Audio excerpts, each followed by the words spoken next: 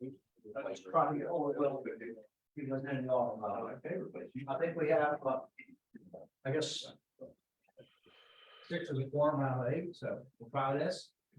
So I'm Kevin Dahl, the county administrator. I appreciate everybody taking the time today to discuss this important topic. Appreciate everybody coming. Sierra Wakefield is the county rep to this board. She had a family emergency, so Chad's Mike's going to sit in. He's our director of planning. So he's going to sit in Sarah's place. You all have what I put in front of you is agenda, some packets of information, including the application. Then we're going to hear a presentation from GEI. But I think the best thing to do right now is if we go around, everybody and introduce themselves, because maybe not everybody knows who it is, so the audience knows. Molly? Hi, I'm Molly Ricky. I'm a landowner on the 510. My name is Seabold, and I'm a resident of Youghiogheny County most of my life. I did spend approximately 14 years or so out of the county, but I was raised near the yacht. When probably I was told it was the oldest survey farm in the county. It was part of ginseng. Gleaning, but and now I'm probably on the board or on the river. So here I am, been involved for a while. My name's Kevin McCullough. I'm Joe. Randy? Chad? Fight with planning from. And I'm Roger Zabel, representing commercial wetland outfitters. So we're supposed to have Willie Lance and Seth Mahaney with soil conservation. They both accepted the meeting today, so not here. Hi, I'm Seth. Oh, I'm sorry, Seth. What's up here? I haven't really got you, so thank you. So we're missing Willie. Go ahead, Seth, introduce yourself. I'm Seth Matheny. I'm the district manager of here at Soil Conservation District. Okay, thank you. So I'm gonna step out of here. I'll be here to answer questions, but the board hadn't met in 2004. No, well, Okay, so it's been a long time. I think the first order of business should be for you all to elect a chairperson, a vice chairperson. And then following the agenda, we need to set some rules, how frequently you want to meet. Do you want to meet in the evenings or during the day? And then some rules of order. Are you going to permit public comment or not, or we're only at the beginning or the end of the meeting? So just some of those rules you need to discuss and come up with some guidelines. I did in the packet. There's some guidelines that you can consider. But I think the first order of business is for you all to elect a secretary rather. I'll step out, and again, I'm here to answer questions, but this is you all's meeting, so thank you. Everybody jump in at one time. but we definitely need to select a chairman. Do you have any discussion on doing that? It's worth if anybody wanted it. I don't. If somebody wants to be, I would say that's the first person that somebody wanted it. Well, I'll make the suggestion. Roger and I have probably been around the longest. Well, I'd like for you to be the chairman, Don. You did a great job the last time. Yeah, well, I'm not the smoothest person in the world, but I will do it reluctantly. But I think the last back when the board was dissolved back in '96, I was chairman at that time reluctantly. It's an important thing we have. We got to do it. So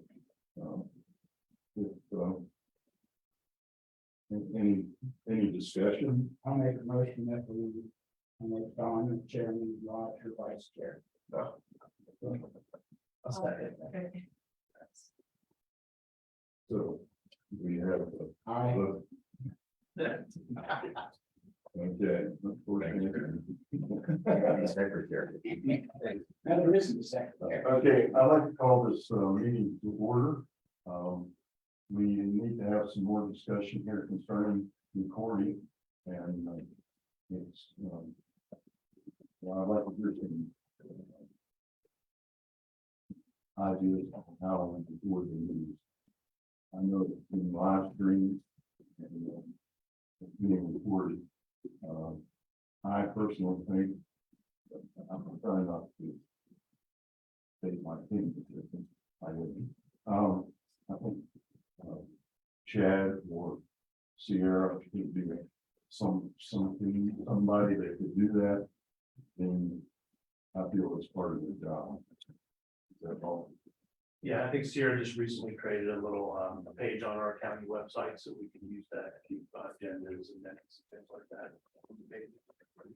Can you repeat that again? Yeah, Sierra recently created a page on our website for the board, so we can use that to do agendas and minutes and things like that, whatever information you want to put on the website. We have that for our other boards.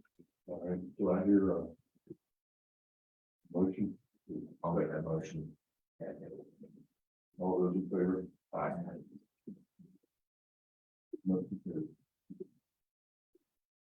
Or that was to continue virtual and broadcasting. Beg your pardon? That was motion to continue the virtual. No, it's the recording of our. Minutes. Gotcha, thank you, Somebody making minutes. appreciate it. Just a point of reference, if I may, so this is a public meeting and the county will broadcast all public meetings, so. Thank you.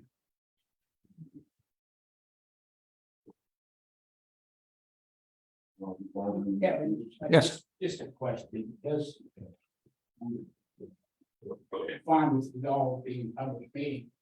Are there times when the board can simply have private discussion? Yes, the board can go into executive session.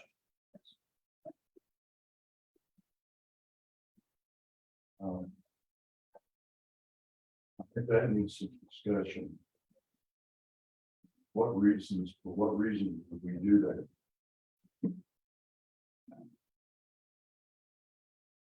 Can we open the floor for that discussion?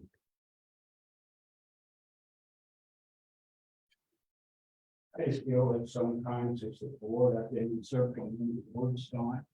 That sometimes it's important that the board can have roughly free discussion among themselves. That's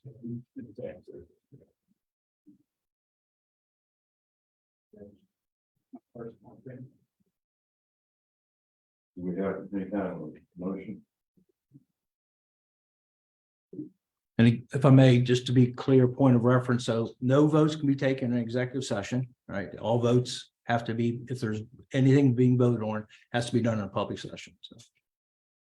I personally can't think of anything that would require executive session. I think this board should be open. My personal opinion.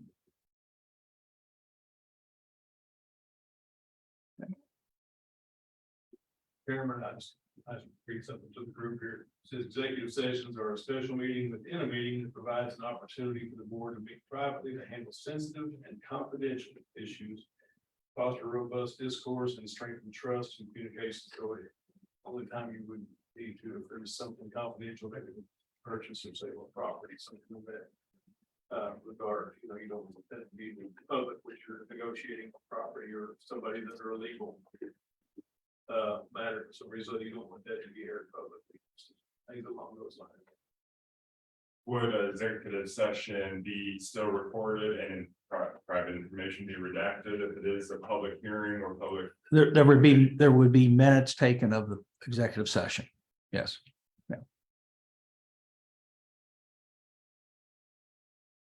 Do I hear a motion for any of that?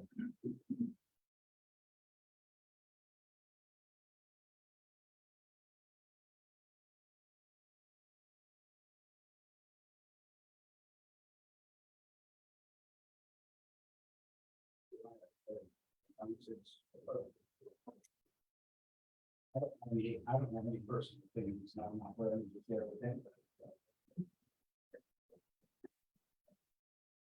I don't hear a motion. I think part of what, I don't know the name, but he read was that I think about in terms of support is to create trust and, other building around the board members. That I think is the purpose of the executive session, is we're looking at part of this.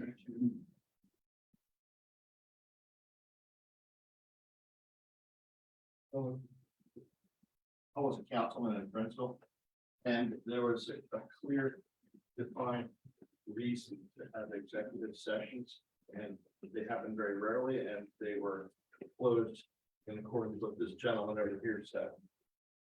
So, it had to do with sensitive information, like employees, salary, insurance, whatever.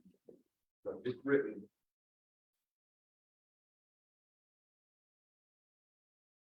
We don't have a motion for a second, so I don't see how we can have any discussions. I hear no motions. In that case, I think we need to move on.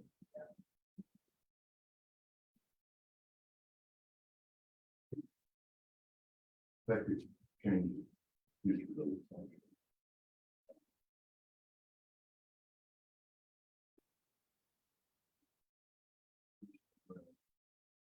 Previous duties would used to have.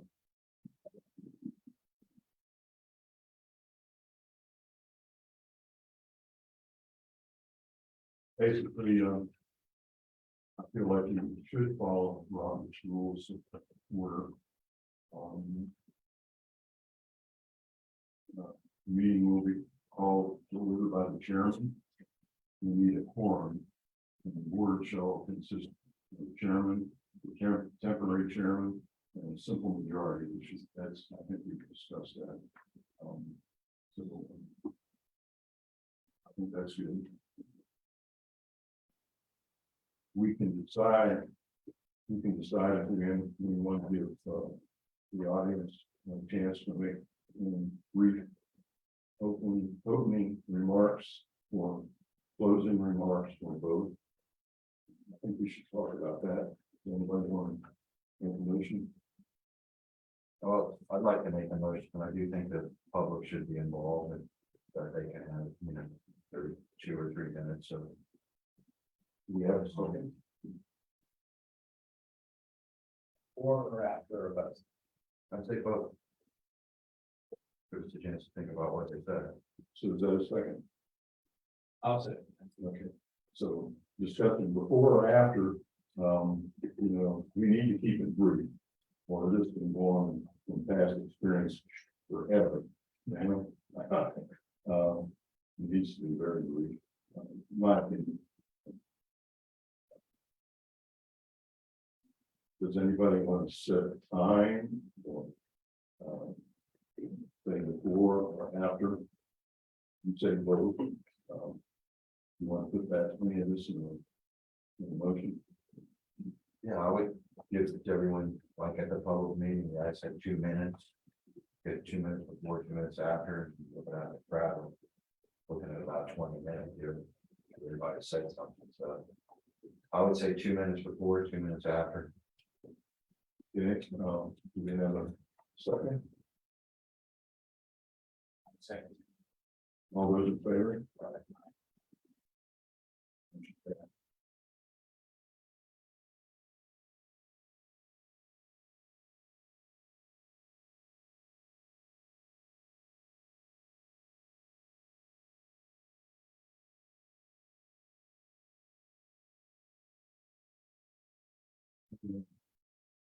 I feel like the minutes of the previous meeting should be presented to the board.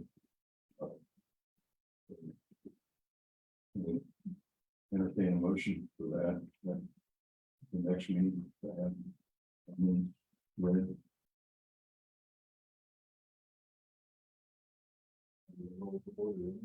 I would say so.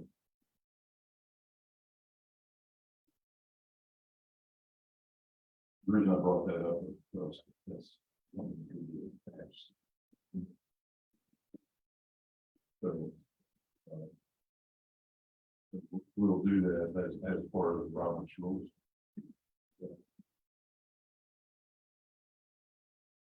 I have a question as far as the public comment for those that aren't able to attend the meeting. Is there an email address or somewhere that public comment would be directed towards? That's accessible for the public?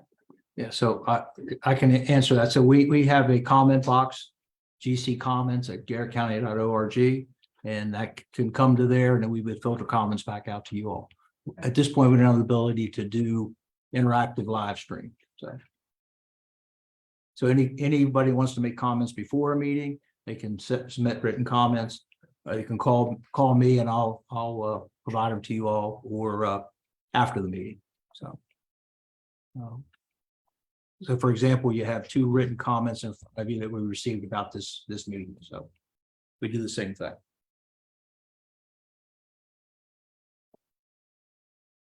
Do we have any other things that needs to be discussed concerning the formation of the board? What is the rule as far as like voting? As far as like the number of members present, like not all members are present today. Is there a certain? Right. I think in the past we saw a movement form. We have 8 on the board right now. Would 6 be a reasonable amount? For something? No, we entertain. Or a quorum. Yes. Do we have a motion to that? I'll make a motion for minimum of 6. All in favor? Okay, motion passed. I plan on not voting unless I need to. Today. Huh? I think you have to today. I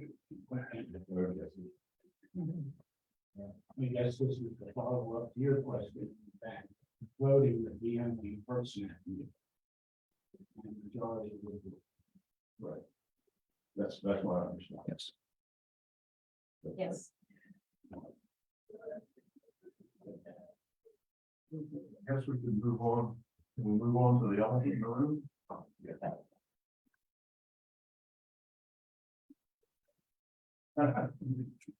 Yeah, would you like to see the presentation?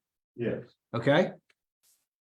Can I ask one question just before we get started? Will there be regularly scheduled meetings, or will this be convening a request, or how? Not to throw that elephant in the room either, but Yeah. Can we open that up for discussion? We can make a motion. We accept the meeting. I'll make a motion that we meet on an as-needed basis. Oh, I would vote. For another opinion. I'll second that. All those in favor? Aye. Yes. Okay. thank you. Bill, are you going to give this presentation? No, I'll do it. Okay, I'm good. See if we can make this work. All right. Okay. So, Kyle, I'll let you take it over. All right. Let me my screen share up. You guys seeing this here where my mouse is? All right. So just a one comment before I get started. If anybody, has anything to interject, I can hear Mr. Knoll pretty well, but everybody else's voices are a little faint. So if I don't hear you, that might be why. All right, so this here is a couple of photos of the existing bridge that you guys all see out there. The project location is either adjacent to DNR Swallow Forest State Park or on DNR lands. You can see here the The orange area is DNR lands, and the green here is Swallow Falls State Park. And the red here is essentially the project location. So a little bit about the history of the bridge at this site. There was a previous bridge located north of the existing bridge. If you guys have been out there, you might see some of the old masonry piers that were supporting that bridge. Here was some core data taken that shows where they did encounter previous road bed. So it sort of tracked along this line here. And then the existing bridge is shown here in this image. And that bridge was built in approximately 1960 and was closed in 2011 due to severe corrosion. It uncovered during routine bridge inspections. You can see here was the bridge before the temporary bridge that's in there now was installed. You can see here on the left. And just a couple of images so you can see the reason for why it was closed. These girders here, the primary load carrying members, and they were rusted through in numerous locations. And then the secondary members here as well were rusted through. This one's lost the majority of its section. So then the temporary jumper bridge, that's what we call a bridge that spans over an existing. You can see here that it's spanning above the I'm going to call the abandoned closed bridge below it. And then here you can see it from the side view. Here's the rail from the 1960 bridge, and then here the truss pair for the temporary acro. And acro is the manufacturer of these temporary structures. And then if you look at it in an elevation of a plan sheet, you can see that the existing bridge with the crib wall abutments and the existing center pier are shown here. And then that acro bridge spans across the top, and it's supported on spread footing abutments on both ends.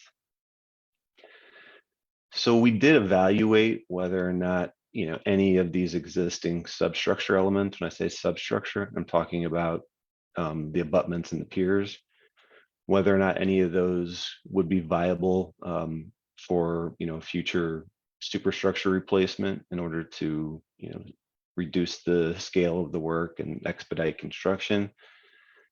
The temporary bridge abutments back here, they're only sized for one lane.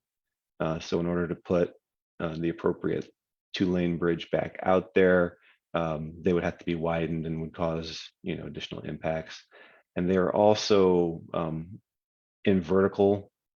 They are positioned for a truss bridge, which is shallower from the roadway down to the substructure seat. So in order to accommodate a more typical type of bridge that a bridge owner is going to want to maintain, which would be your typical concrete deck bridge with a number of beams below, these would be too high, so they're not really viable. The 1960 bridge substructure elements, unfortunately, we don't have any plans available to determine the limits of the crib walls, or analyze and determine the strength. The federal government has a condition rating scale of 1 to 10, and they were rated in 4, which is considered poor condition. For comparison's sake, we generally speaking wouldn't consider reusing substructure elements on an existing bridge unless the condition rating was 6 or better. So in conclusion, those existing substructure elements are not viable for a permanent bridge either. So moving into the design phase that we're in now, funding was appropriated. The project to replace the bridge was initiated in 2017. The stated objectives for the project were to provide a safe, durable, and context-sensitive new crossing, try to minimize disruptions to mobility, and avoid and/or minimize impacts to natural resources while providing safe access for pedestrians and cyclists. So to date, there was a conceptual alternatives analysis, which is included in the environmental assessment form that many of you may have seen on the DNR site. From there, a preferred option was selected and developed to TSNL plans, which were reviewed by State Highway, who is the go-between for the federal funding. Alternative studies were evaluated and developed in 2018 through this year. And then a scenic and wild river exception application was submitted to DNR. After going through several iterations, it was finally accepted in June of this year. And then a public hearing was held a little over 2 weeks ago. So moving forward, we need to identify a preferred alternative, complete the section 4F, which is forest stand evaluation, and NEPA approval, which is the federal governing for the project to proceed to final design, perform the design and permitting, and then go to construction.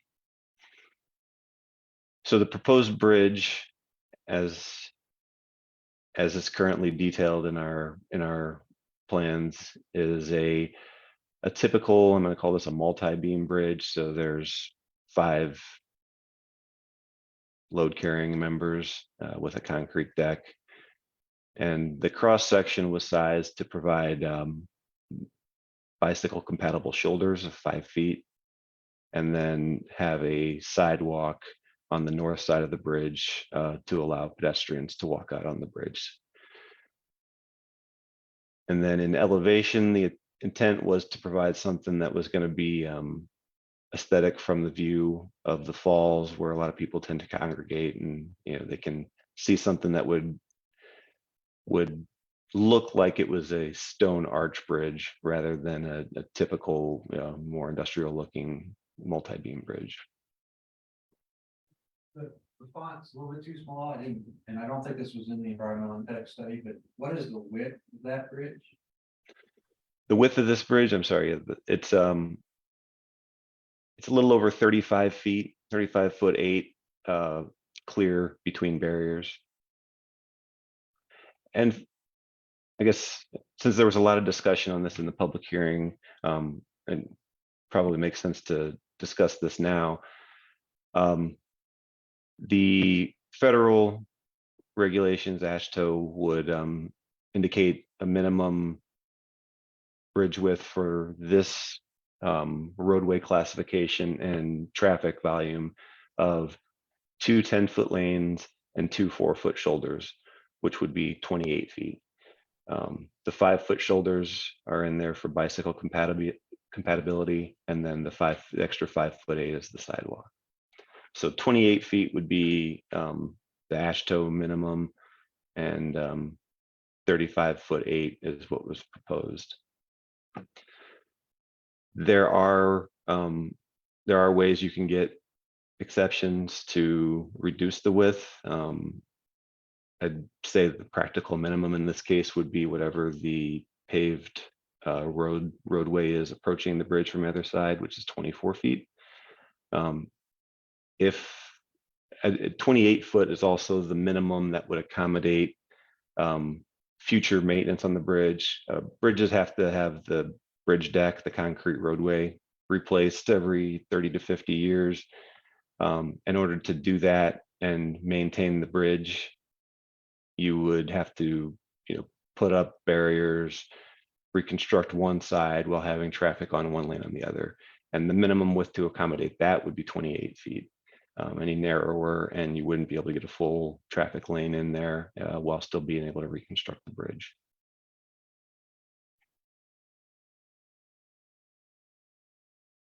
So this location is governed by a document from 1996, the Youghiogheny Scenic and Wild River Study and Management Plan. And that was used as guidance and a resource document for development. This location is in section 3, which is classified as a wild portion of the river. And when we went to initiate the application waiver process with DNR, there was no policy in place, so they developed a checklist for the waiver application, and these are the topics that are evaluated within that. And here's a, pardon me, is there a question? 3 classifications in the wild portion of the agreement. Zone 1, zone 2, and zone 3. That is in zone 1, so that is something that needs to be considered. Just want to point that out. Okay, appreciate that. One is what? Zone 1 is the most restricted. And, you know, the bridge falls in that category. And so that may entail having required exceptions, you know, something that I think this board needs to think about in the future, that we can make recommendations on trying to keep this area as scenic as possible, wild as possible. All right, appreciate that insight. Here is the copy of the waiver application, the environmental assessment that is posted on DNR's website. And many of you have already seen this, I think, but for those of you that haven't, you know, this is the cover of what it looks like. And that is in your packet. So there were 7 options that were evaluated to varying degrees of engineering detail. Option 1 was to reconstruct the bridge on its current alignment. And when I say alignment, I'm talking about you know, the where it falls horizontally. So the current roadway, that's the alignment is what you would see if you're looking down from above. So the option 1 was to reconstruct the bridge on the existing alignment and use a temporary bridge to the north to maintain traffic during construction. That would entail building temporary abutments to the north, moving the acro bridge from where it is onto the temporary abutments, and then rebuilding in place. Option 1B was to reconstruct the bridge on the existing alignment using slide-in bridge construction. That's where you build the entire superstructure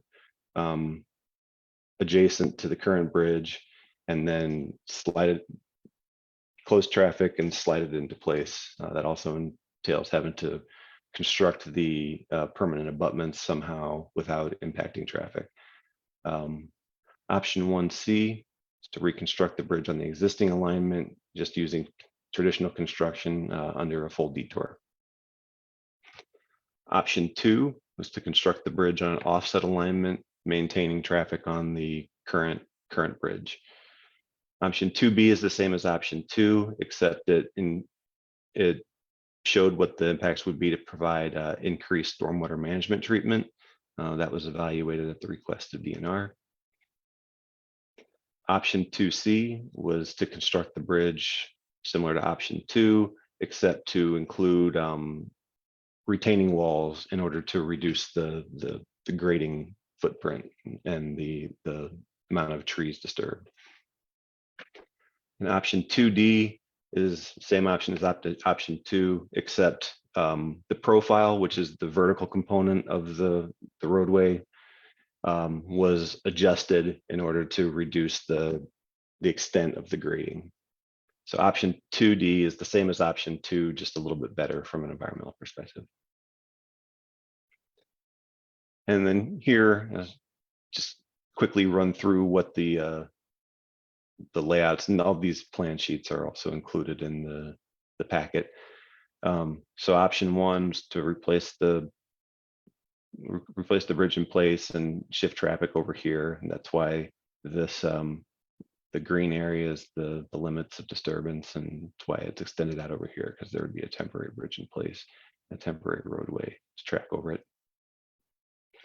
Option 1B was not studied for further consideration. It was the most expensive and had the most impacts to natural resources, and was not considered to be viable. So it was dropped from consideration early on. Option 1C is reconstruct the bridge on the existing alignment using traditional construction. Option 2 is to, maintain traffic on the existing roadway and shift the bridge to the north. 2B has greater impacts because of the stormwater management treatments. 2C includes retaining walls in order to reduce the impacts. And 2D brought up the vertical component of the roadway alignment and profile in order to pull in these the limits a little bit from grading. So this table shows the relative impacts of each option. Oh, I'm sorry, I should go back one thing.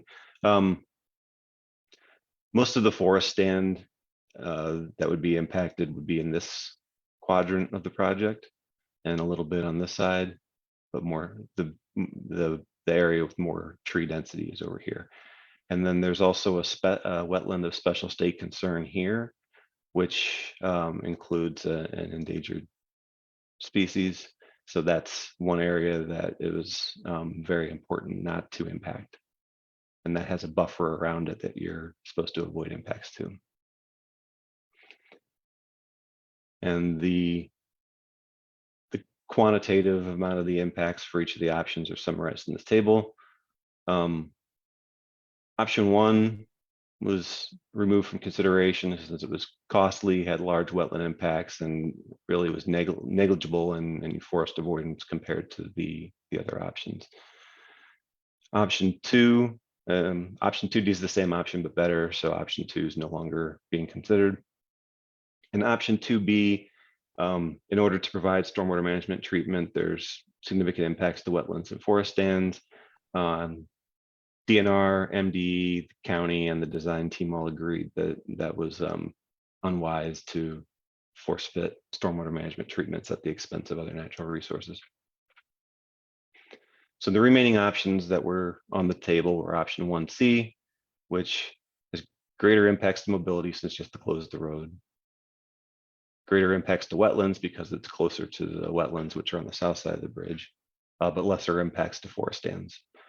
Option 2C has lesser impacts to wetlands, greater impacts to forest compared to option 1C, higher cost compared to any of either of the other two options because of the retaining walls, and greater impact to the scenic and wild character because of the retaining walls that would be visible above the roadway. Option 2D has lesser impacts to wetlands, but greater impacts to forest compared to the other two options. So some renderings were developed to give an illustration of what this might look like. The aesthetic treatments are easy to revise, but this shows the proposed roadway width and the sidewalk, looking towards the west. Oops. And then this would be option 2D, same view of the other option without the retaining walls. This is the east approach for option 2C. You can see the retaining walls on this side. And then the same view for option 2D without the retaining walls. Excuse me. And then looking from the west, the retaining walls on this side are much higher. Now much more conspicuous. And then option 2D from the same view.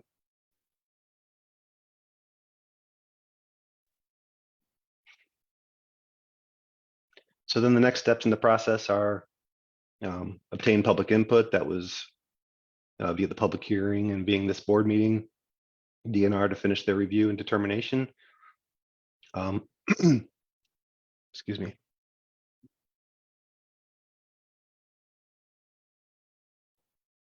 The deadline for their determination is August 22nd. It's 60 days from acceptance of the waiver application. And then once a preferred alternative is selected, then we can proceed with permitting and design. And information related to the project is on the DNR website at this link.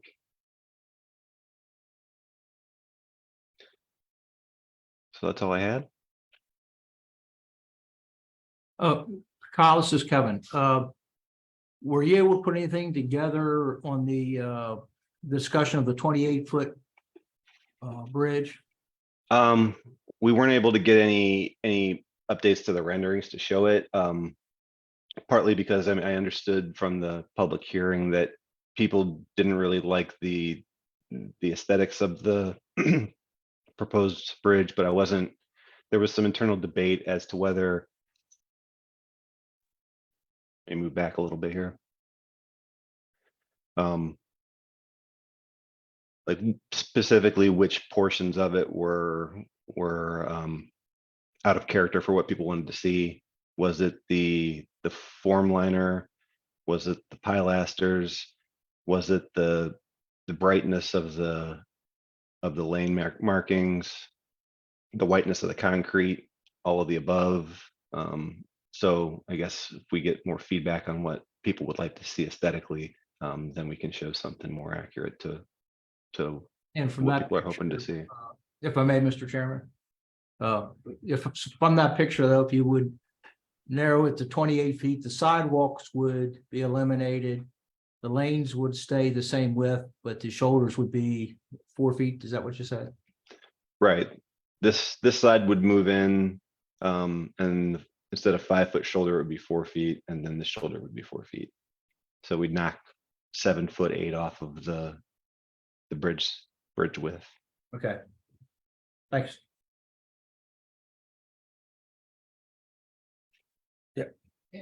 And that 28-foot width is a federal requirement? Yeah, that's the federal standard for this roadway classification and traffic volume. But are we as Garrett County subject to federal highway standards on this road? Yes, this project is being funded with federal funds. So any deviations would require approval. It's not, is it required to have a federal highway designation for this project?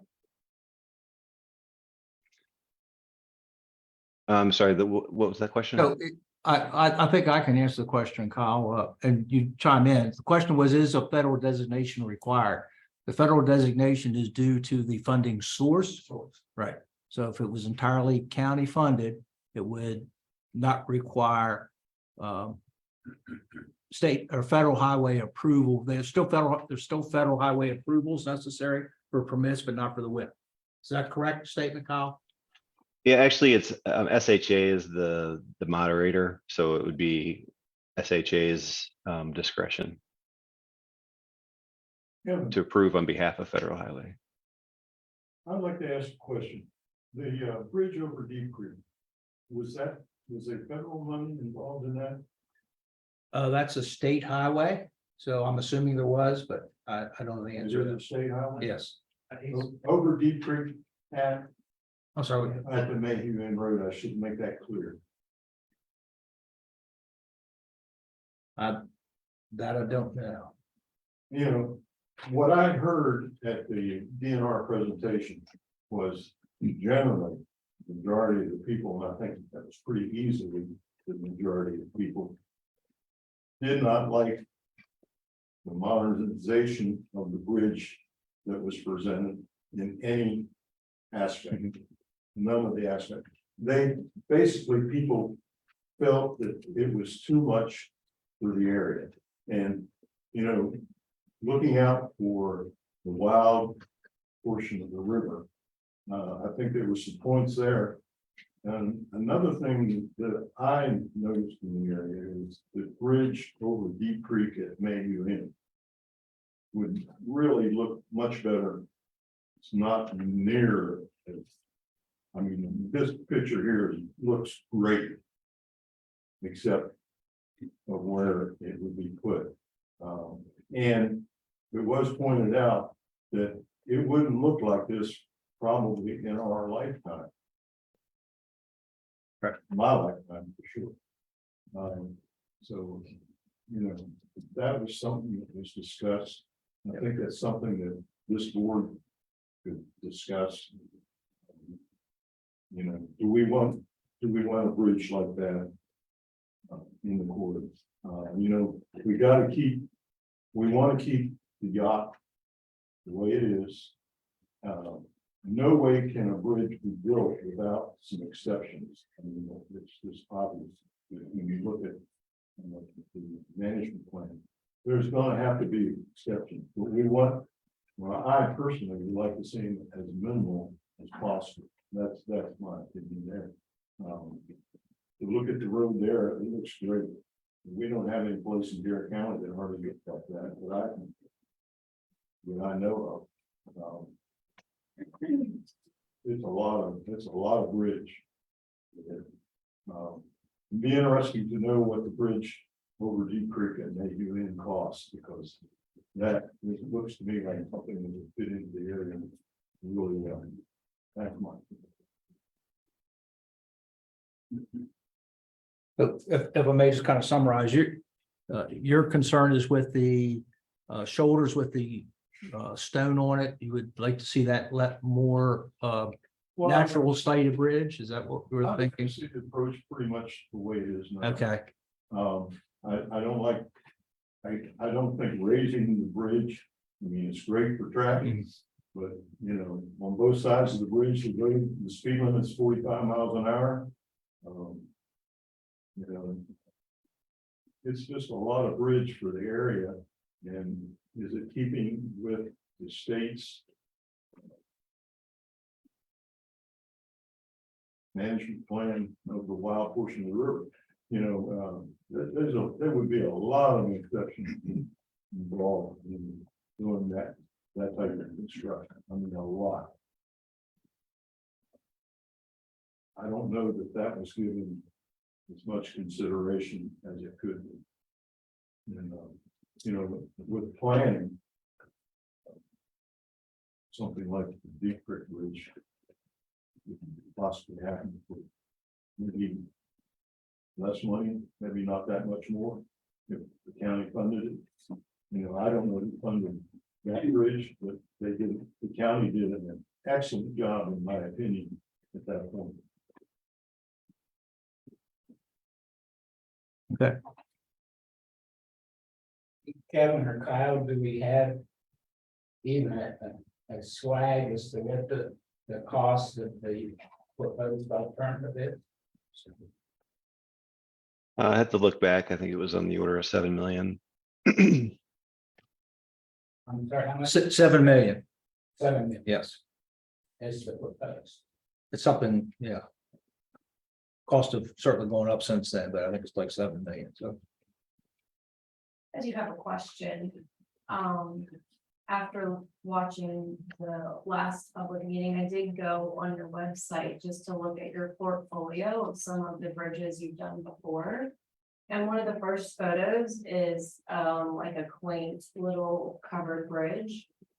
And I was just wondering why something wasn't considered in that regards, as far as less intrusive. I'm not saying a covered bridge, but something on such a much more smaller scale that fits in with the environment here. Well, I guess there's two components to it. Excuse me. There's scale and there's aesthetics, or character of the bridge. So, you know, the width of the bridge is one part of the scale. The length of the bridge was selected in order to, if I can move back here.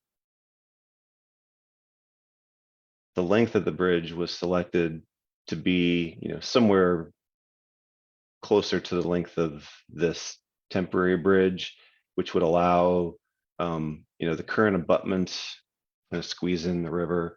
And the current center pier is also, it's an obstacle in the river.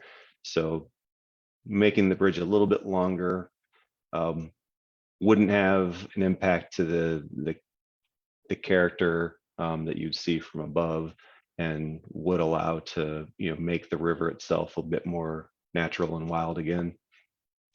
So that's the length. The width is the part that I think was driving most of the discussion.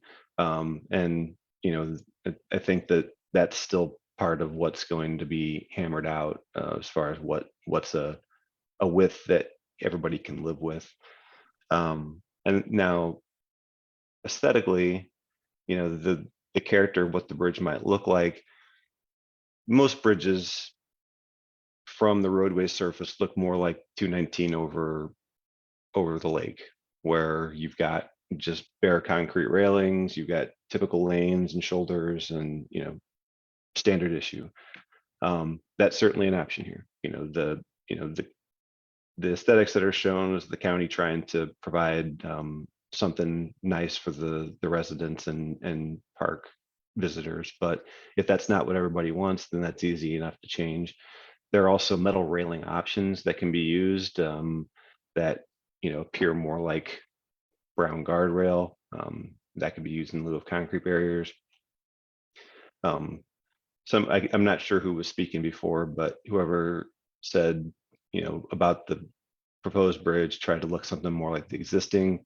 We wouldn't want to put something back similar to this acro bridge. It's not redundant. It falls in that dreaded fracture critical classification, which is much more costly and much more of a headache to maintain. But there are options that you can provide, similar character if you just want something that has a metal railing rather than, concrete railing. Again, my name is Don Seabold, by the way. John, okay. Yeah, I wasn't sure it was talking. Yeah, I would think that, I mentioned the Deep Creek Bridge again at Youghiogheny, which Deep Creek at that point is much smaller than the yacht, but it doesn't take a lot more length to expand that area. And I just wondered if maybe that could be looked at. I mean, it blends in very well with the area. I think it serves the purpose. So, my opinion is, I think that type of an approach or bridge would be something to consider. Yeah, so you're saying just take all the bells and whistles off of the current proposed bridge and provide just the typical roadway section, right? Am I hearing you correctly? And that's basically what I'm saying. Again, doing the Deep Creek Bridge at Youghiogheny is, I think it fits in quite well. It's something that would work well there if it could be implemented in a reasonable manner. This seems to be like a lot of bridge. It looks to me like it's out of character for the area. I have to ask, we haven't met in 30 years, I guess. And we didn't meet on the bike trail. We did. We did, but not, did. And We met on the Kendall. no, Yes, yes, we did. That was the last meeting. It's different. It's Different trail. section of the same trail. Oh, okay. Long history, yeah. I'm sorry. So, and forgive me, because I haven't kept up on this because I thought we'd never meet again. And so there was a hearing. So, and I see the room full of people and suddenly we have a meeting. What is is the county wishing to have a bigger bridge than the citizens, a smaller one? What? Well, I don't personally know for sure. I think My feeling is the county, the county is probably looking for money. And, you know, is that what we're after, you know? So for the original concept was to provide what we were trying to get was a aesthetically pleasing bridge to fit in that location with sidewalk to try to avoid people walking on the bridge in a bike lane, right? So people can have access to cross. After the public meeting, I mean, that's why we had the public meetings is it sounds like most people don't want the sidewalks, and county's perfectly okay with that. We could go with a 28-foot bridge for 2 lane. Main thing we want is 2-way traffic. The aesthetics, if the idea is that it's more of a traditional bridge, that's certainly fine. We started this in 2017. We've saved federal dollars to build this bridge. The county doesn't have $7 million to build this bridge, or even if they cut it down to $4 million, it'd be difficult.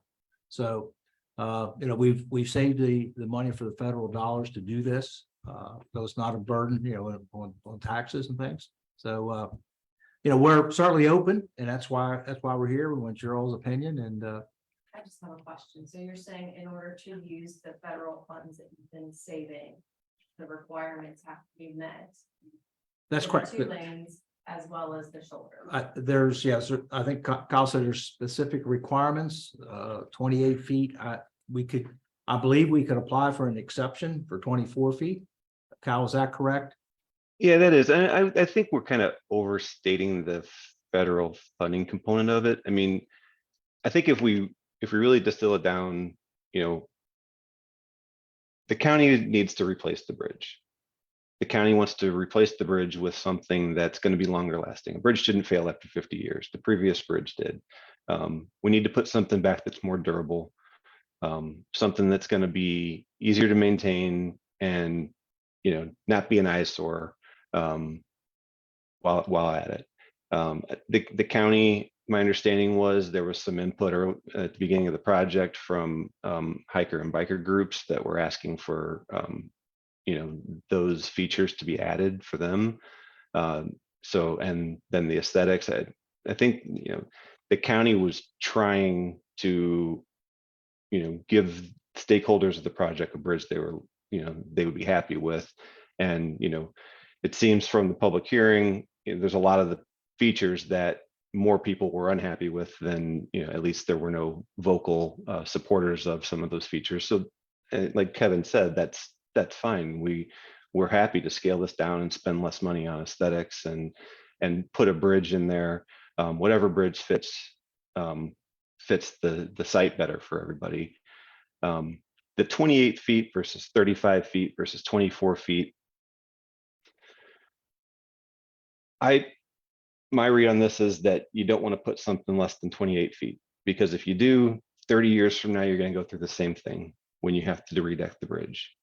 So if you put in something now that can end the cycle of swinging it back and forth on alignments or having to close the bridge when you do work, is 4 feet worth of impact enough to, reducing it 4 feet now, is that enough to, kick the can down the road and have this discussion happen again 30, 40 years from now? The other parts of it are, easy enough to scale off the bridge, the sidewalk, the, narrowing the shoulders, things like that.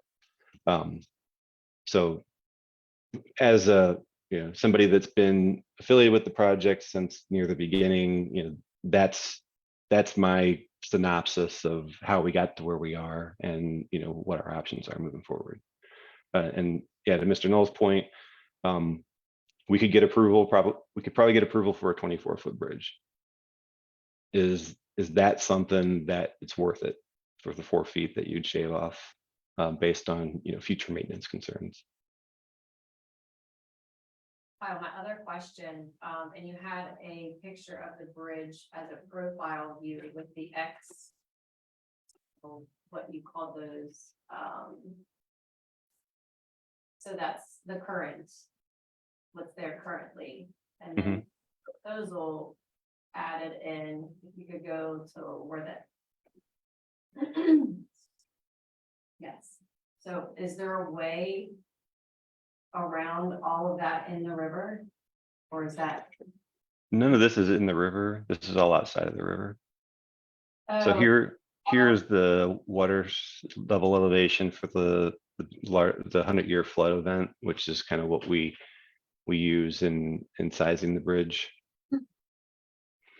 So none of this would be seen from above. This would just be for the benefit of park users that are, wading out onto the rocks and looking back upstream. And whatever we do from the top side, it's two separate questions. How do we want to look from above versus how do we want to look from the river? Does that answer your question? looking at that diagram, yeah. I have a question, is reducing the bridge by 5 feet worth even the possibility of a pedestrian or a child being struck on that road? I mean, it's less than the width of that table. And we're talking 60 year, even if one person, whatever, in 60 years. Is that 5 feet worth that? I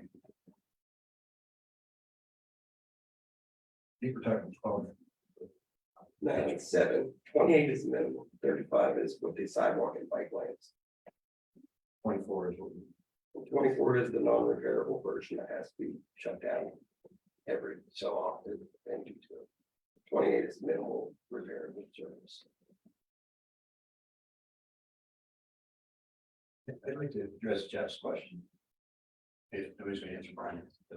Jeff, one thing I would have encouraged you to do is to do what the responsibility of the board is. And I think that goes back to the act, the Seawater Woods Act, the COMAR regulations, the management, and we can include all, how does actually get in the act. Your job is, as I understand it, is to evaluate this project plan. And part of the COMAR says this board reviews on is to look at this project and make an assessment of its impact on long-term management of the wildlife and the integrity of that.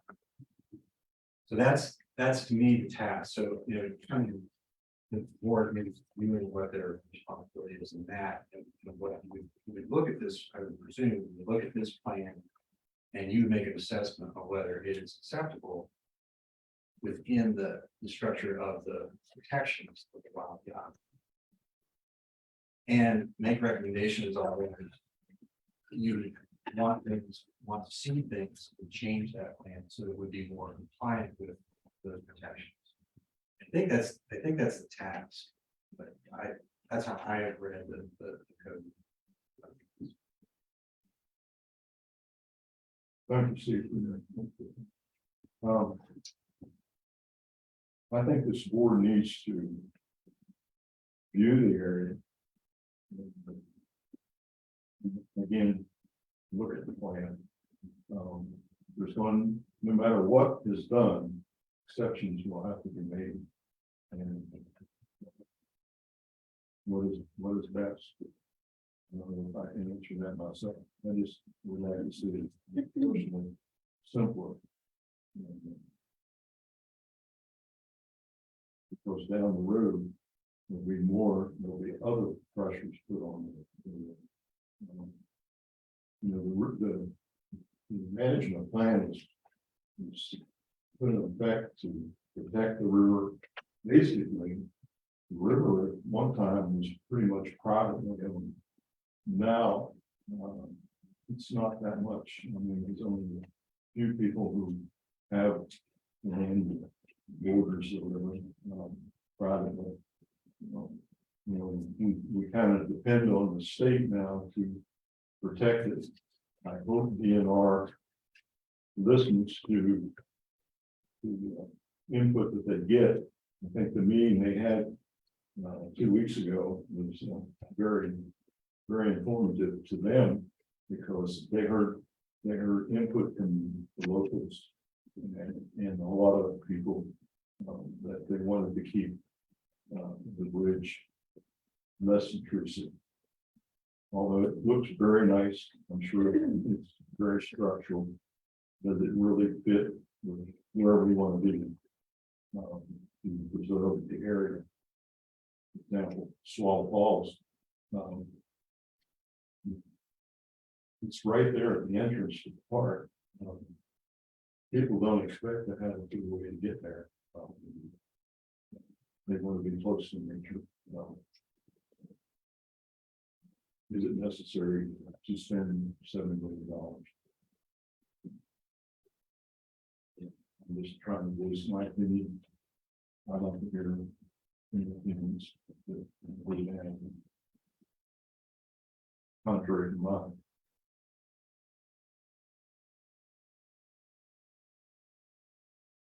Just some observations. Clearly at the outset, I think it's Kevin and the county define, what kind of what's our mission. Really well intended, very well intended. We don't have two-way traffic. We got pedestrians getting onto the bridge, but one killed, or people that said, we have to face it, the park is right there. It's not just a bridge that goes across the road. And federal funding, but I think the federal funding point is led us to certain design criteria, so wanting that money. We think to get federal money, I get it. But this is a very difficult choice. It's, to weigh public safety, aesthetics, the reasonable transportation of people that live in that area. From. And through them, then we got all the fire rescue and all that stuff going on. But it's not an easy, clearly not an easy question. And I share Steve and Don. I live on the river, lived on the river for 40 years. I think it is one of the most special places in your town. But again, we've got I sat on other boards. I was on the sanitary commission when we did more water and sewer projects and ever in the history of the county. Deep Creek Lake Sewer included. Zoning appeals board. None of them very much fun. But this is a difficult situation we have to make, and way too many, very many competing priorities. And the only thing you left out in your list, and I agree with your list, was the scenic wild rivers act. I did not, that's all encompassing, those, but we have to, the Wild and Scenic Rivers Act is really critical, this area critical to me. But that's why there's an exception provided. There has to be public transportation. There has to be public safety. I don't think anybody denies that. But Well, I'll start right now. I like executive sessions, so I get to know the board members better because I don't know that each one of these very well, but I don't like 35 foot rig, I'll tell you right now. I don't know anybody. hey, that's great. It's not, it's completely not in keeping with here. I don't know what the answer is. Well, we don't necessarily need to present the answer. Yeah. We need to present our feelings, Our recommendation. our recommendation. People that make those decisions, they'll have to answer for their decisions. Right. And we can give our. Yeah, this is the recommendation. I have a question about the federal requirements for shoulders. Is that 8 foot typical or is that 4 foot on each lane? 4 foot on each side.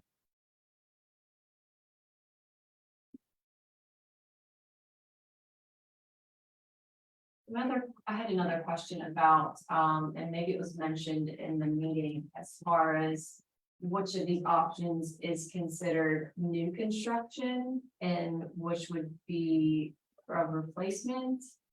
On page 56 of the act here, prohibits new construction in the corridor completely. So that was just one thing that I wanted to collect some more clarification on. Well, any of the options would be a replacement, a bridge replacement. Even like, okay.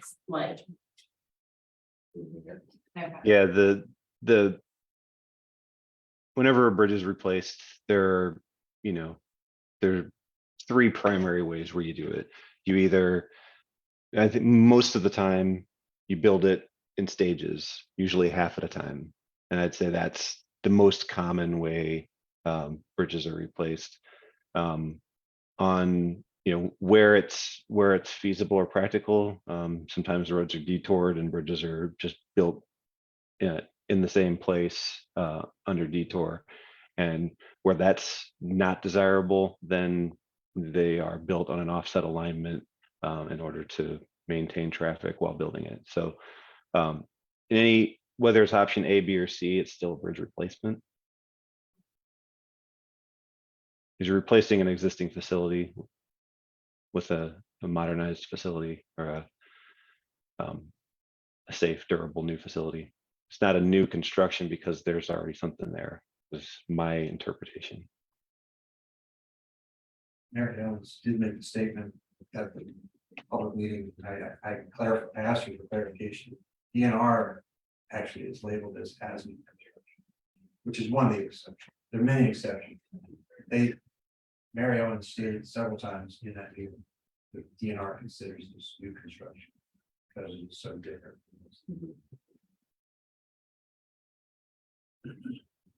I had a thought, there's all different kinds of bridge constructions. If you were to subtract all the bells and whistles with the facade of rock and just more of a concrete, simple bridge, then put that money into like pre-stressed concrete encased I-beams underneath, which greatly extend the maintenance life of the bridge, which has interest for the law of scenic. Then you don't have to think about the strength of the bridge for an additional 20 or 30 years beyond a normal bridge life. So put that money into not having to go through this again in a very long time than a normal time. We did evaluate pre-stressed concrete girders. The location of the site, we looked into delivery of those girders if they had to come full length, and had a precaster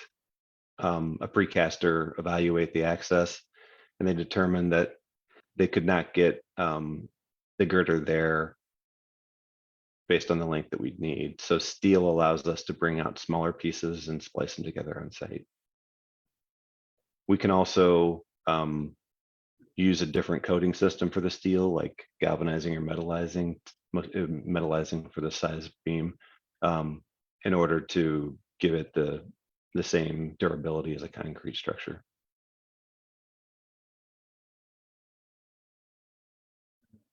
Make a comment here. It's not the end of the meeting. Yes. There are two issues that I see. I think we're all focused on the size, the width of the bridge, which is an important consideration. By the requirement that the county made, and I don't want GPI responsible, this is a requirement for the county is to keep the road open while they're doing the bridge construction. Moving the bridge or building parallel bridges doubles the impact to the port. 2.4 acres will be disturbed, soil disturbance. If you go to the site, and I encourage you to go to the site, if you go to that southwest corner, there are 16 trees that have never been cut in their life. They're hemlocks, beautiful hemlocks.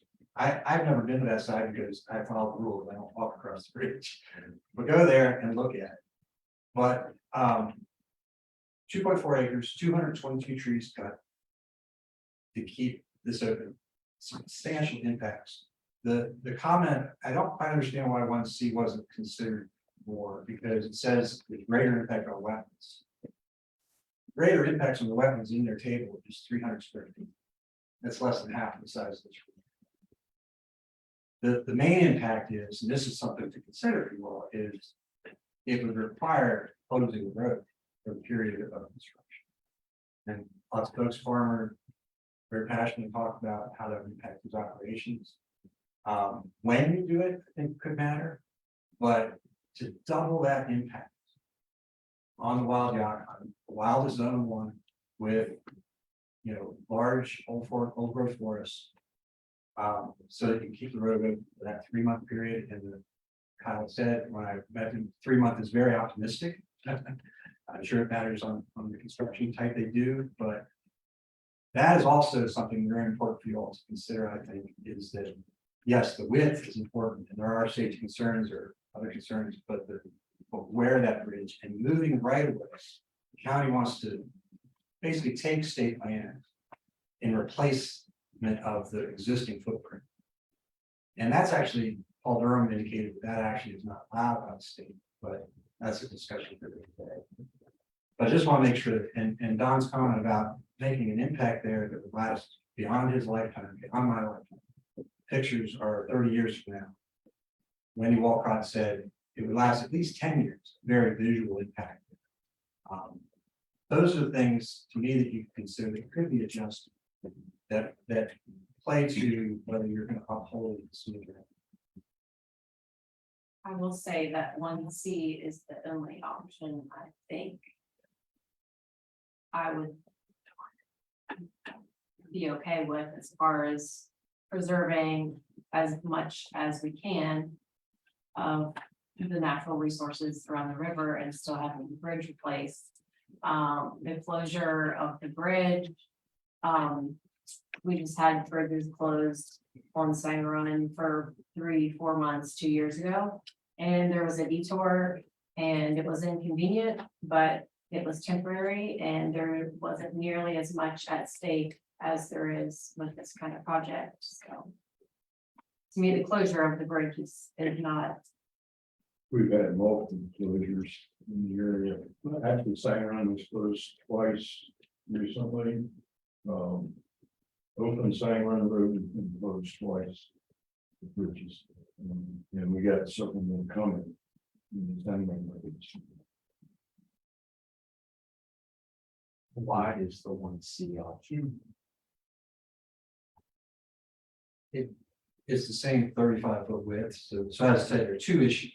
Right, okay. 1C keeps it in the footprint it's in, but it's still the width issue you got to discuss. 2D, the preferred, moves it over so there can be parallel lanes to reach.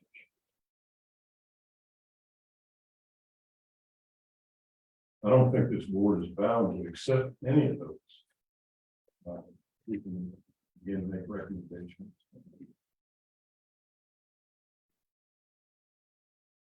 And that's all we do.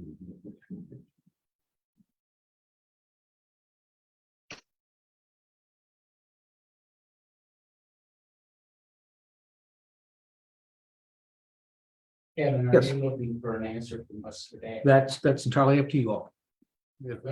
Yeah, if you need to have further discussion, we can certainly, at your convenience, we could set a meeting. If you want to have a decision or a recommendation today, that's certainly fine. So whatever you all feel comfortable with. I would entertain a motion that we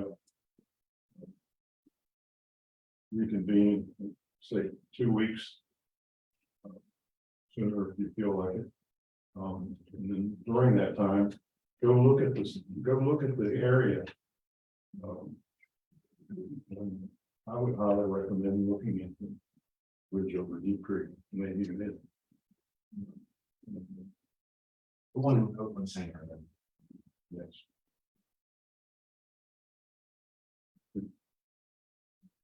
I personally I know there's got to be exceptions. That to me looks pretty good.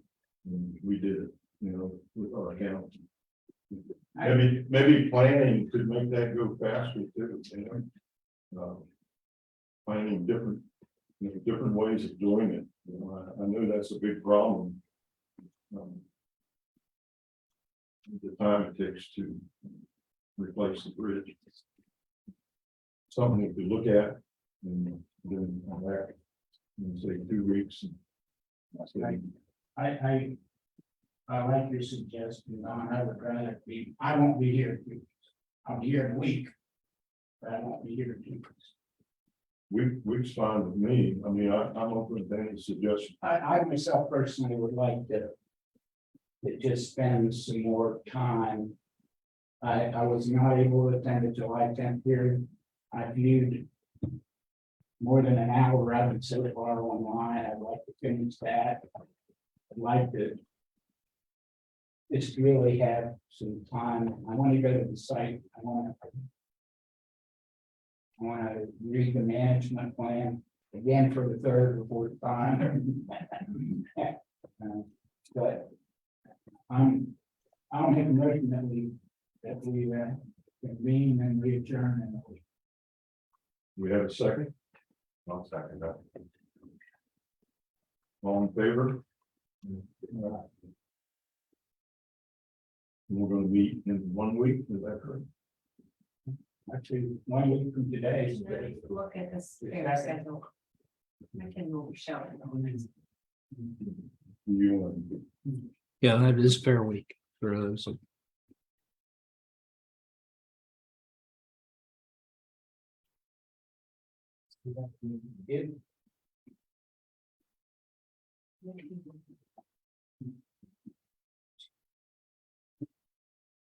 And it's that public meeting online.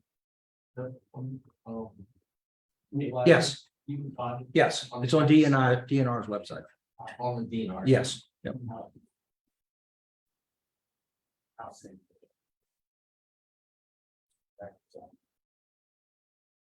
So if 1 week is good for you, or don't you know? Tuesday would be better. Tuesday, okay, let's see what we can do. Tuesday or Friday. Right, if I could do Tuesday, August 1st. Okay, August 1st, what's your preference in meeting time? Do we do it? How about a evening? Not that. Huh? Not a pain. Not a fan, yeah. Okay. Well, it makes, it just opens it up more to people. 9, 10 would be fine. AM. You wanna make a motion for that? I make a motion next Tuesday at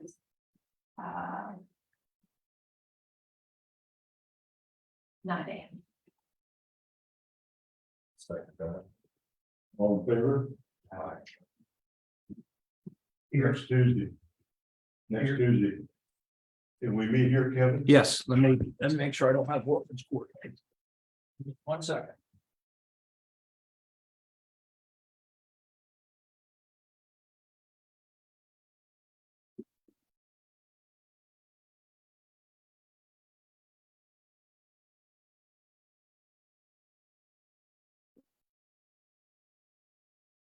Is this meeting adjourned? Yeah. May I make a comment? Yeah. Okay, next Tuesday at 9 a.m. is good, so we'll schedule it for here. Okay. Will you need any information from GPI and Kyle and his group, or do you want me to schedule them or not?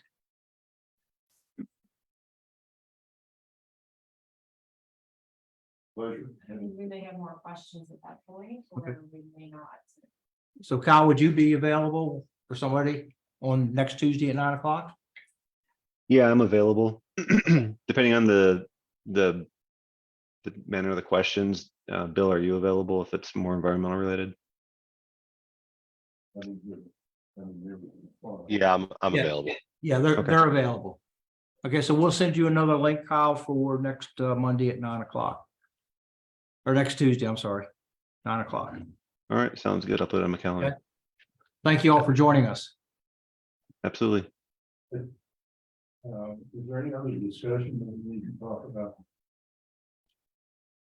I am hearing, at this time, I'd like to give anybody minutes to make the thing done. Hi, Jess Whittemore. My main concern is a precedent being set, and so far so good with this whole process. The county's been looking at doing this for a long time. Then they went to the public hearing where we all were able to go to with DNR, and the was present, and the engineering firm made their presentation. And now this is also called for to happen in the due process of the Scenic and Wild Rivers Act, where this whole thing is done. That's what I want to see, but I want to continue seeing it. The reason why is I wouldn't even be here if it wasn't for a backwards attempt to put in a high development trail up through the Scenic and Wild River that circumvented even your convening, as well as any public, process. And that's got my, my nerves racked, and that's why I'm here, because I just want to see the fair unfolding of the law. And so, thank you for convening.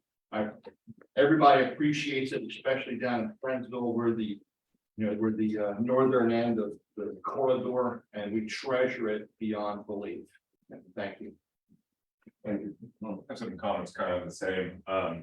So the board still doesn't know exactly who requests their convening. Is it the DNR that requests the county government to initiate that?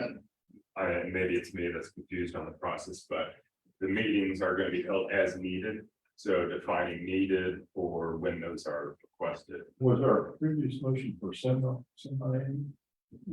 I said that's needed, just thinking that the county, local government, since we're appointed, Mhm. I don't know and haven't read any statutes, but my thinking says that if we're appointed by the county government, county commissioners, that we are under their auspices, that's who we report to and make a recommendation to, is the county government. So in my mind, they're the ones that would make a call. If we want to meet every 6 months, I'm fine with that, to meet every 6 months, or once a quarter, to review issues. And what I see our purpose as the board is to make recommendations. If there's, what we're going to do is to sit in that and have a social hour. I need it.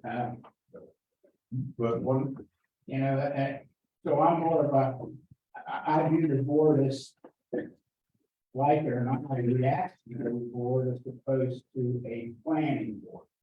That's not our, as I remember the management plan again, I'll go back and read it again and again, but There are some suggestions that may warrant more frequent meetings. Yeah. So after we review that, that may change. we need to know about it. We Well, I need mean, to there's know just a about what lot of- comes up. Suggestions. Yeah. I mean,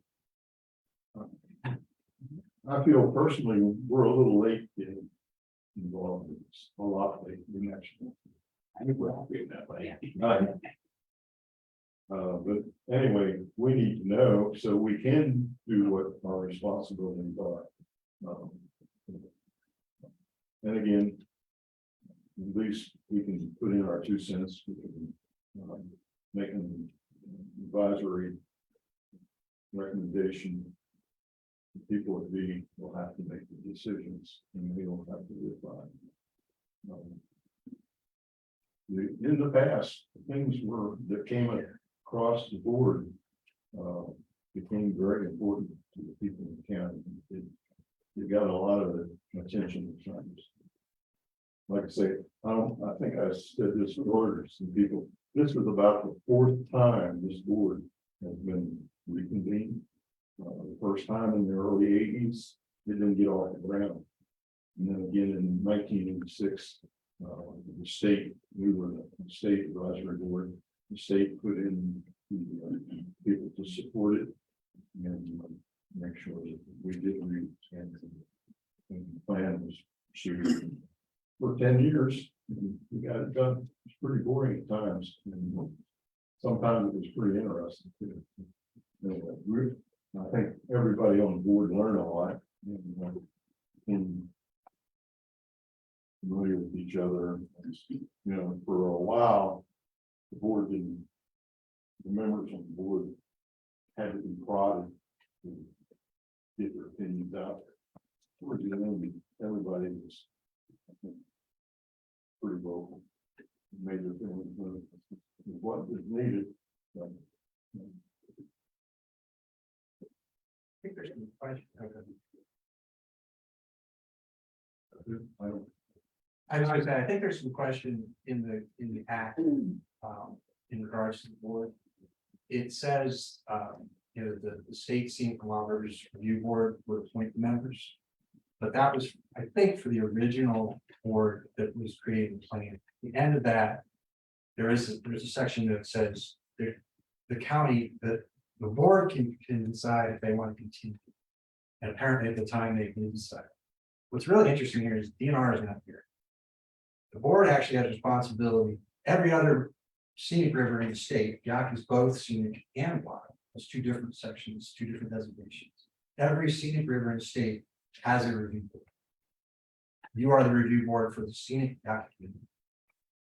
And that the responsibility is to the county, who's responsible for putting laws in and regulations to manage the scenic sections, which is above Miller's Run all the way to state line. And from the southern limits of the town to Pennsylvania.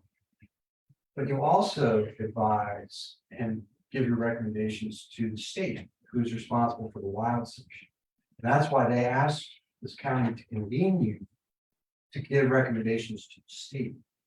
So I would encourage you to meet more often than as needed, maybe once a year, maybe twice a year. And also ask that Lord Musselwhite, the manager of the wild section of the come and present to you different issues that he's facing or questions, as well as the county. And there are lots of soils issues. Willie Lance is in here. There are lots of farming issues. They're calling precipitation of the river. There are trail interests. There are ATV use that's illegal in the corridor. There are lots of things that violate the plan that aren't discussed today. Bridge is the issue of the day. But there are definitely things that this board can contribute to longer term. And I think having DNR here, you're asked for your opinions to give the DNR. They've legitimized this board in that role by doing that. I don't know. I would just encourage you to convene more often, at least yearly, and to consider these ideas so that you are aware of things that come through. You can weigh in if you feel like they challenge or undermine protections. Thank you very much. Actually, I'm super excited. We've asked for this for a long time. I'm super excited you guys are meeting in your service. If there's anything I can do to support you.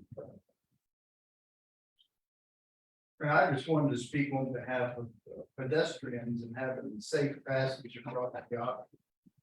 That's what falls. The pedestrian pressures there are much greater than, say, the bridge at Deep Creek, Major End Road. I frequently travel that road. My son lives on the other side. And there's just a lot of pedestrian pressure in that area. And I agree with the gentleman who spoke earlier. I'd hate to see an accident. I mean, right now, you death-defying act across the one lane bridge to get from one side to the other, and you don't see it because I think it's just too dangerous to do. But anyway, that's my. if I could respond to you a little bit, there maybe there's ways of handling that. With, out maybe a lane or something. Maybe there's other processes. I mean, Yeah. Take 219. There's a couple crossings there. For pedestrians. There's just other things you could think about. Still don't make a decision. Will GPI be making any more designs in between now and the next meeting that would portray some of these That may be issues? the question I have, like, what if we don't like any of these? I can't answer that. So I don't think, I don't think they're in a position just to make a lot of different designs. Maybe, based on, I don't know if we can get anything done in a week, quite honestly. But, maybe there's, we take away some of the aesthetic looks that we had initially and make it, I don't think we still have an idea. Is it 24 feet? Is it 28 feet? Are we going to replace it where it exists today? All those are dependent on what they would come up with. Kyle, you have any comment? You probably go No, he's still here. on. Wait a minute. Are you on speaker? Are you on mute?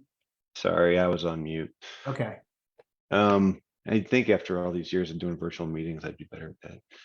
I don't know that we could really have anything that would be thorough and accurate in that amount of time. I could provide images of other bridges that, you could look at as, oh, okay, that's what it could look like as far as like, driving down the road, what the railings might look like or something like that.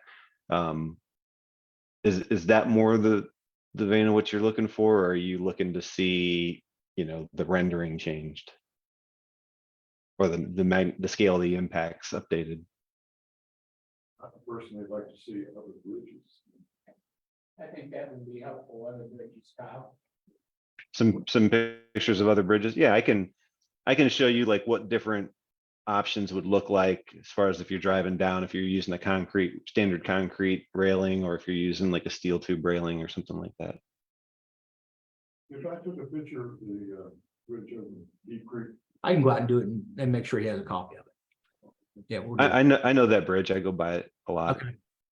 Yeah. You all probably designed it. No, I wasn't around Maryland then, but I do come to Deep Creek a lot. So I'm very familiar with the area. I wonder about that width. Between 28 and 24 foot, where the 24 footer, you can't. Repair one side at a time, you have to close the bridge. I would like to hear that that's set in stone or not. Is that a real live legal requirement? It's not a legal requirement. It's a construction requirement, so if you imagine you've got 24 feet of roadway, you have to have, I mean, I guess you could use a 10-foot clear, but that's less than what that existing acro bridge is right now. So if you said that was the bare minimum, and you have to put in a concrete temporary barrier, that takes up 12 feet. So if you could build it exactly half at a time, it would fit, but in order to feasibly do it, constructability wise, there has to be a gap between one stage of construction and the other that gets filled in after. So there wouldn't be enough room to do it. So 28 feet would provide enough space to do that.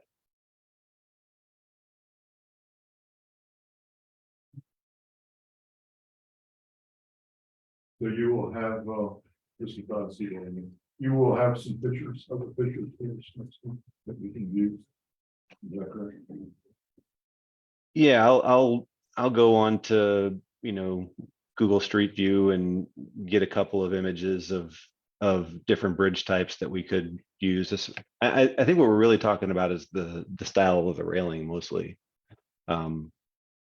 Everything else, it's just going to be a concrete bridge deck, just like every other bridge.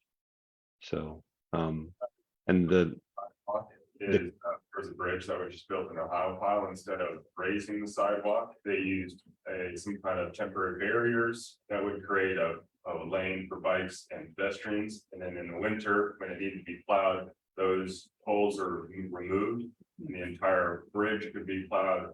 And there was a lot less traffic in the winter, so there's no need for a sidewalk established. And they have this on both sides of the bridge. I think that would be great just to see other solutions to some of these issues that have been brought up, and getting some more creative design or even more expensive.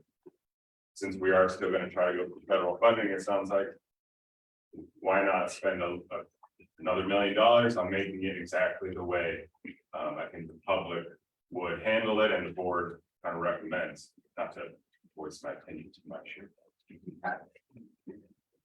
Yeah, I'm not familiar with that bridge. I'm struggling to understand how that reduces the width overall, though. Not so much width, it was more of the aesthetic and having a necessary sidewalk, when during the public meeting, they said that the sidewalk was actually not gonna connect to the Swallow Falls parking or area at all. It was gonna be a dead end sidewalk for people just to view from the bridge. So in that case, encouraging people to go onto that bridge for their own personal reasons is not a transportation necessity. It is basically an aesthetic viewing spot. I think that warrants the amount of traffic over the entire bridge and how much focus is going to be. Like this person said, an accident 1 or 10 is very bad in 60 years. So thinking of ways to, if people still need to go out there, making it possible, do they need to go out there in January? Probably not. That would be a better time to have a complete roadway that you can be plowed or maintained. Not saying it's the only option. Yeah. So the first iteration of the bridge cross section did include a permanent separation barrier between the sidewalk and the traveled way. And that was removed at DNR's request.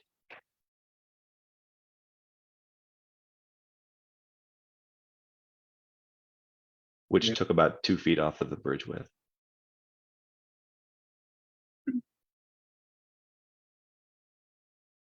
Thank you, Cal. Being with us today. At this time, I entertain motion to adjourn.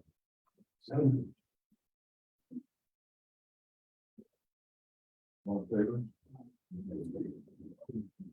Good, thank you, Carl. Absolutely. See you next week.